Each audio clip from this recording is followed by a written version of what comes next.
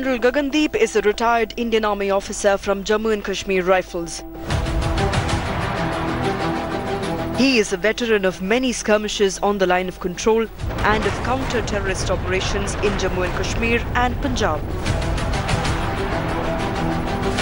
He was awarded the Vishisht Seva Medal for commanding a battalion in operations in Kargil. Later, Major General GD Bakshi commanded a brigade in counter-terror operations in the rugged mountains of Kishtwar, for which he was awarded the Sena Medal for distinguished service. General Bakshi has also served 2 tenures at the Directorate General of Military Operations. Today, this awarded veteran joins us as guest anchor on To The Point Weekend Special.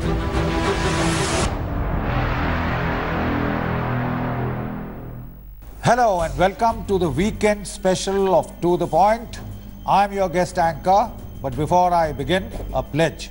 I want to start with a solemn promise that I will be neutral and non-partisan on the anchor seat and give everyone an equal chance to speak.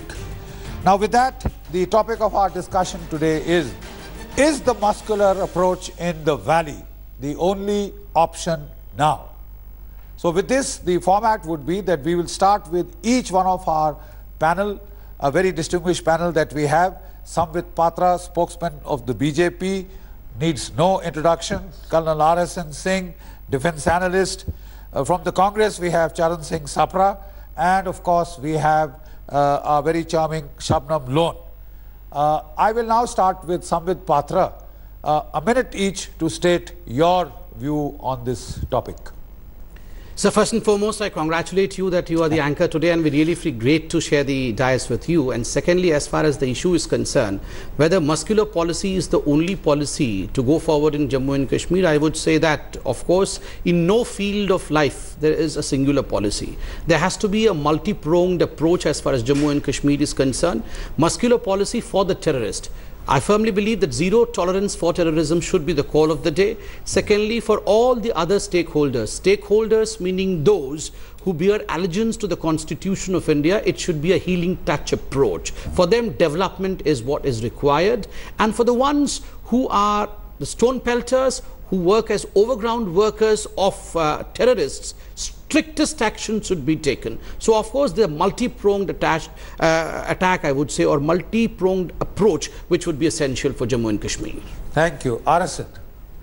So I think this very term muscular policy, I mean this word muscular is very misplaced and mischievous term. I mean it smacks of as if the Indian security forces or the Indian establishment is some kind of a trigger happy organization. So you can call it tough response or tough approach, resolute approach, determined approach. Call it anything, but for God's sake, don't use this word, muscular approach, with our own people. So having said that, now you ask me, we have reached an inflection point as far as export of global jihad is concerned in the valley. It is having, reverberations, radicalized reverberations, jihadi reverberations all over the country. I have never seen such a spate of debates, that have occurred in last 5-6 years in which all of us have been participating ever before. So that means it is impacting on the body politic and the very society, in Indian society. So therefore we need to address this global jihad phenomenon in Kashmir if you want to save Kashmir as well as the rest of the country. Thank you. Charan, what would be your approach to this particular formulation? Yeah. Charan? Thank you, General Saab, for giving me a chance. I fully agree with Mr. R.S.N. Singh regarding the word muscular or the determined, or he gave 2-3 good words for it. I feel the government should have multi-pronged, like Samvit Patra said, but in the multi-pronged approach, we should also see the de-radicalization process. We should also see that there should be enough employment for the youngsters in Jammu and Kashmir. And also, we have to really go into the problem into the deep. Like what the government has to do, we have to corner Pakistan from all sides, whether that is a diplomatic approach, or you have to do an economic ban, or you have to reconsider the MFN status, or you have to discuss, have a detailed discussion on the Indus Water Treaty and similar things. We also have to largely see the barter trade which is there across the border, because a lot of ammunition and lot of money comes across this barter trade. Until and unless the government looks after all these approaches, or we have a multi-pronged approach in a bigger way, I feel like the BJP and PDP government has failed in last 3.5 years. We would fail again. But this is not the time to fail. We should go ahead with the positive approach, and Congress party will definitely support. Thank you. Shabnam Lone, what is your take on this subject? Shabnam? So first of all, it's my proud privilege to be with you when you are anchoring the show, sir. Candid confession from the hurt and wounded paradise, sir. 70 summers of discontent, simmering discontent, sir. Yet, what does the common Kashmiri want? All he is looking is for a summer of content, sir. Question is, does he have it? The answer, unfortunately, is no. He does not have that summer of content that he really yearns for. I reiterate firmly, sir, that I come from the valley of sages and seers.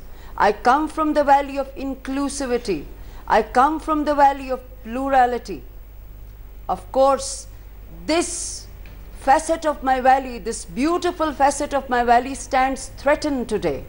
I agree with some of the panelists. Yes, there is a problem of extreme radicalization. My religion, Islam, teaches us piety, patience, and we see that this radicalization is going to a criminal extent. The common Kashmiri says down with this sort of radicalization.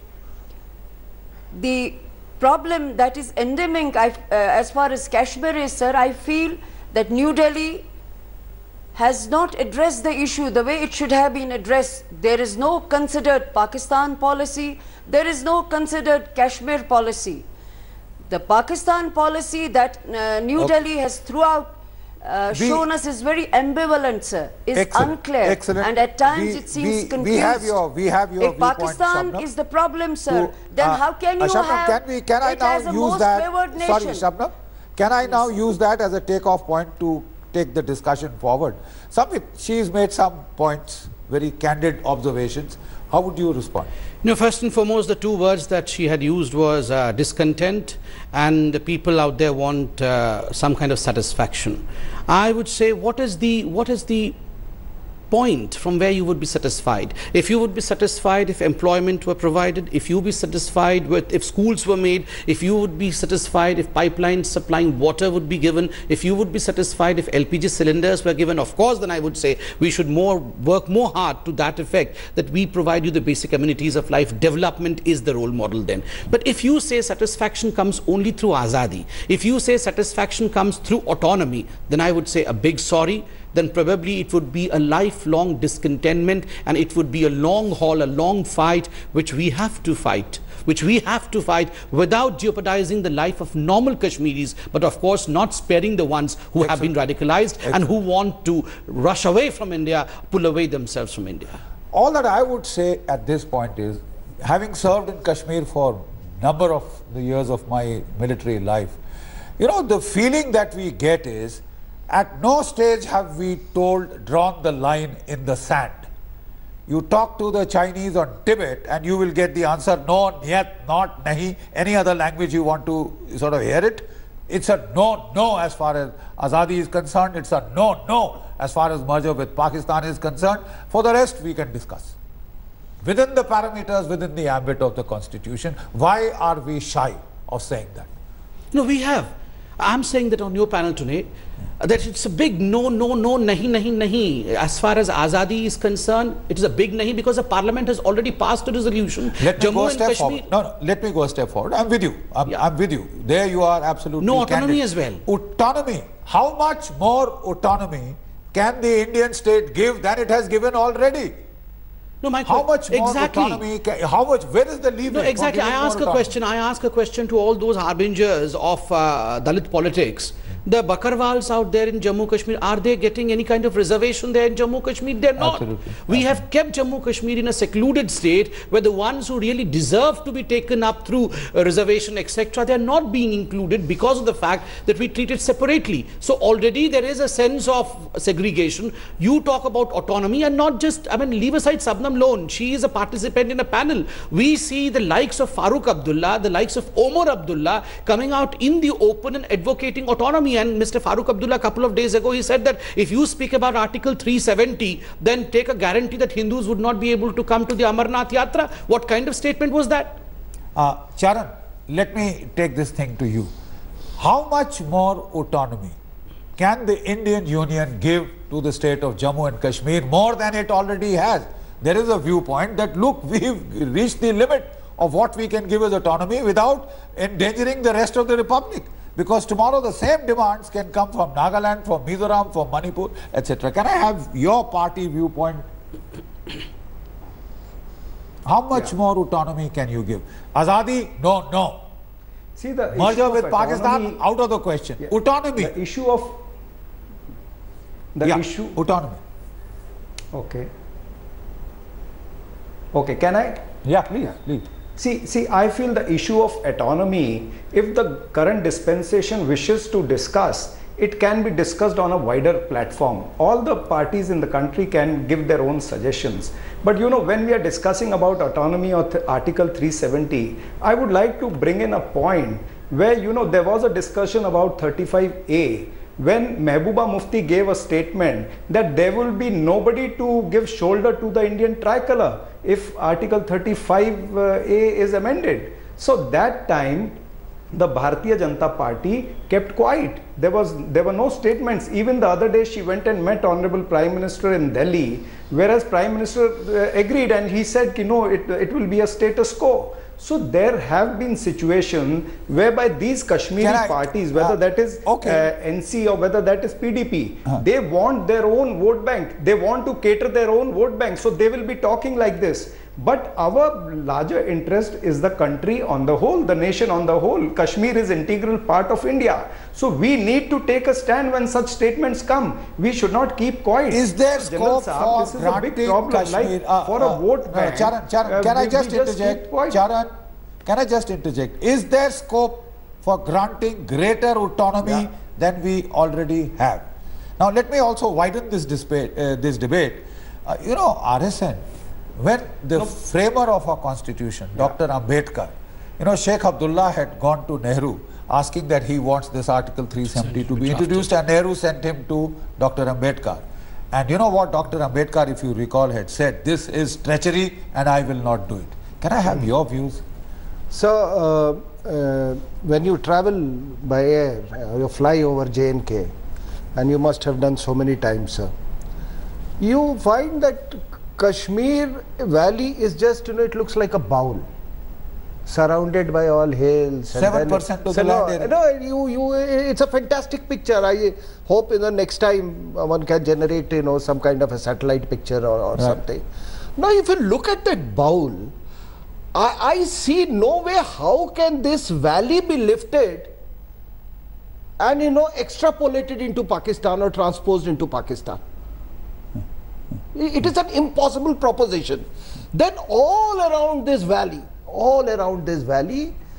is inhabited by people who are not asking you for autonomy. 93% people residing in 93% area.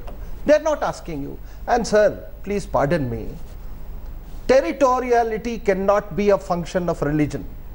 And I have great quarrel with the framers of the constitution, the judges of the, you know, high courts and Supreme Court. Who the hell decided that we have seen last of the religions in this world? Who told you so? Okay.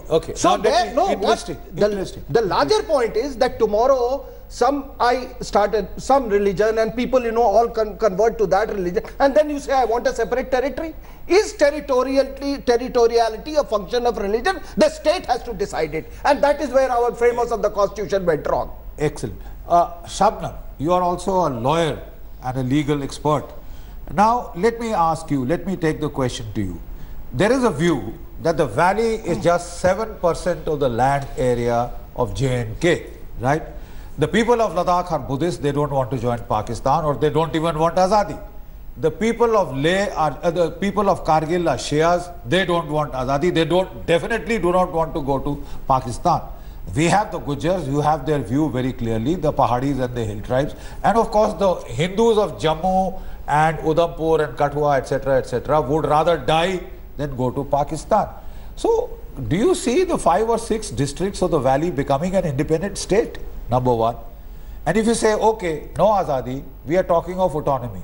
What specifics do you have in mind more than what has been granted already?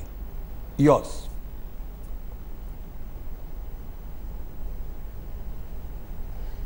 Sir, first of all, let me say that even in the valley, from the valley, we don't want to go to Pakistan.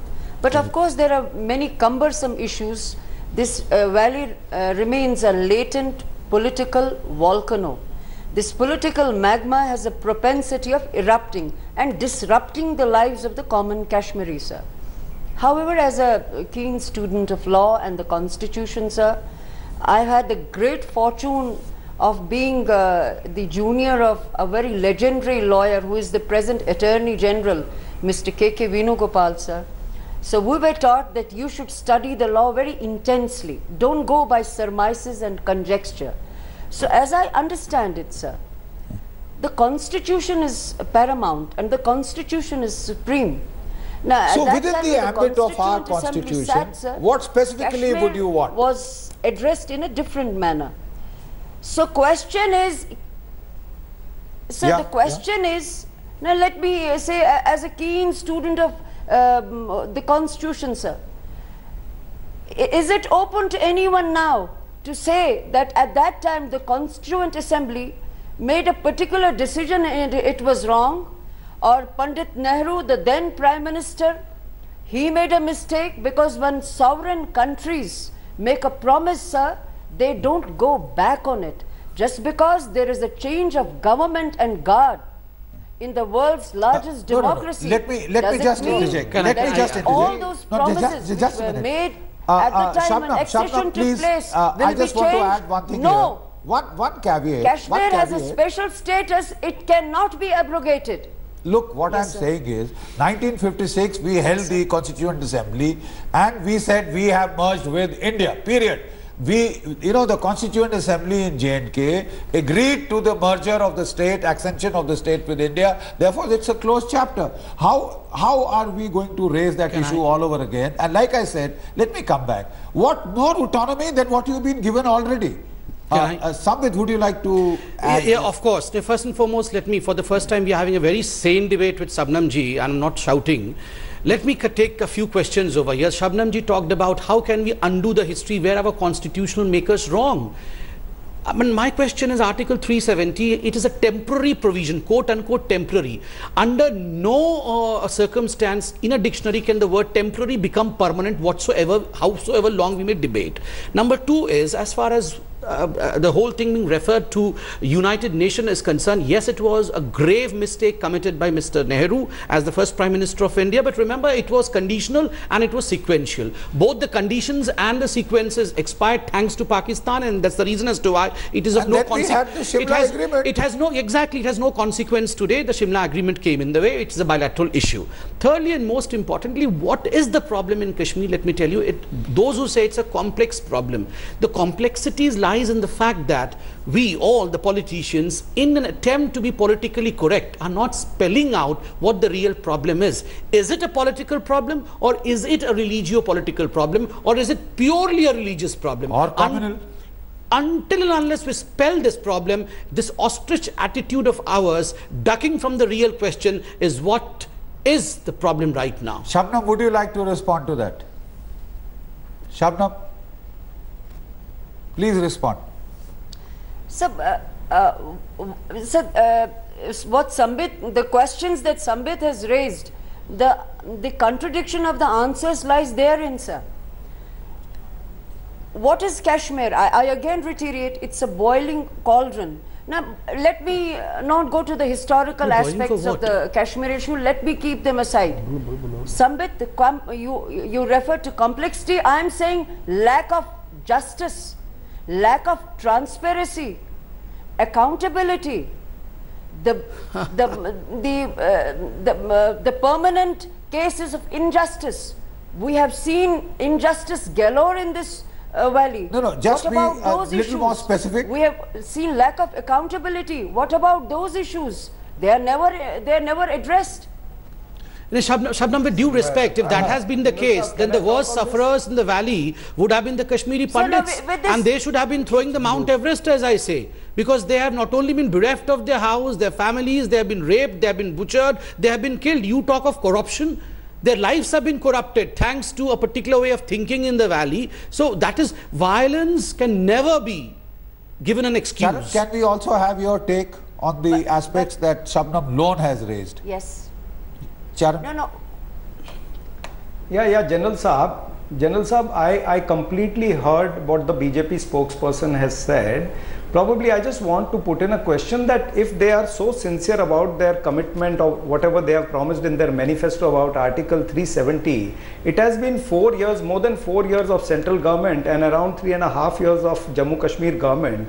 Why Don't they did worry, not sir, act it's just on that more than as 4 yet? years. It's still not 5 years completed. When they made a government with the Mehbooba Mufti or probably Mufti Saeed, Mufti Saeed, day one, he thanked Hurriyat, he thanked the separatist forces and the Pakistanis in front of, in presence of Narendra Modi. So somewhere the commitment towards the people, what BJP is promising again and again, it was there in the common minimum program. In fact, the common minimum program was a common manipulated program. We are out of time. So RSN quickly, and then I'll also like to sum it. Each time, you have these debates on Kashmir, I feel you are abusing the, people of Kargil, Ladakhis and Jammuites as if they don't matter. As if they don't matter, as if they have no economics, they have, they have no aspirations. I mean, this narrative needs to be changed. I was really enjoying this debate, but I'm absolutely out of time. All that I would like to say is we need a whole of the government approach. This muscular, these are metaphors which are absolutely slightly misplaced and they give the wrong impression. In any peace building effort, you have to have carrots and sticks. You cannot work on a singular one-track approach. It is bound to be disastrous. The army, the security forces only set the stage for a negotiated settlement. But let me also say that you cannot have that negotiated settlement till you have put adequate military pressure to force the insurgents, terrorists to drop their weapons and come to the table. I think where we have gone wrong is we've gone in for an approach where nobody was willing to come to the party. We had an interlocutor for 8 months, but we stopped the pressure. And the Mehbooba Mufti government, I'm very sorry to state, they gave a free rein absolutely to the stone pelters, to the terrorists and to the Hurriyat conference. Now, unless you put pressure on these, these recalcitrant elements, I'm sorry, you won't or you cannot have talks. So with that, on that very optimistic note that we will now need to put that stick approach, but balance it with carrots. I thank the panelists for a very well-informed and a very, very, very civilized discussion. Thank you very much. All the best. Thanks for watching the video. For more such news and updates, please like, share and subscribe to India Today. Also check out our other great videos from our channel. We know you would love to.